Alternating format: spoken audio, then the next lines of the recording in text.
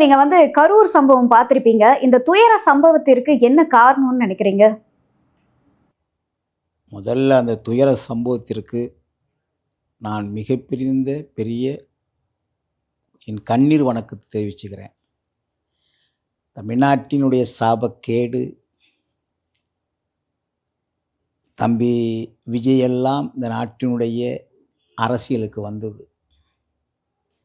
சரி, அரசியலுக்கு வந்தாருன்னா அவருடைய நிலை எங்கள் ஊரில் சொல்லுவாங்க, இந்த சிறுபுள்ள வல்லாமை வீடு சேராது அப்படின்னு சொல்லுவாங்க. அப்படித்தான் அவருடைய நிலைப்பாடு இருக்கு.